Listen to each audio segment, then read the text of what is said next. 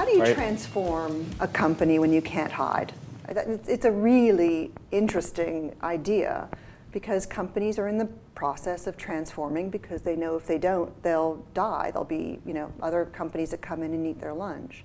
So how do you transform when the spotlight is on you? Everything is transparent. Communication is everywhere. So I basically ask, and I spend a lot of time with CMOs, a lot of time with CEOs, and I ask a very simple question: what's the worst thing that can happen? Like, you know that the right decision is to get out of this market or out of this business or to change your messaging, but you're scared to because it's worked for the last 30 years. What's the worst thing that can happen if you sell direct to customers, if you do 24-hour customer service across every platform, if you empower your customers with an app to interface with you as a utility? And typically, the downside isn't that great. What's getting in the way is fear. Fear of changing what's worked in the past, fear of losing your job, fear of the board, fear of investors. Very rarely is it really the actual customer. Because the opposite of that is the way that media likes to highlight people who foster change. So that's become a real, you're a hero if you can be brave enough to do those kinds of things. You're really rewarded in this world. So I think that people who are in that moment of trying to decide what to do to improve business have that decision. And I think these days there's much more in the camp of rewarding change than the downside to your point. I think one of the things that I think every company should do today is, what is the next? So what is your innovation that you're going to hang your hat on? And it's not innovation just for innovation's sake. It's innovation to signal to the market that you're forward thinking and that you are going to really reinvent your company.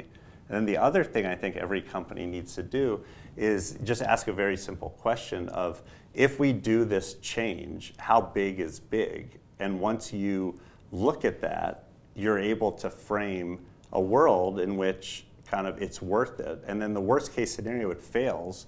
And we love failure as a company. If you look at every time Google's failed and Uber failed and Airbnb, and you look at a company like WhatsApp, which basically got it right and took $33 billion so far per year out of the SMS text industry, right? Why didn't Apple or Verizon or someone else come up with that innovation and eat their own lunch, right?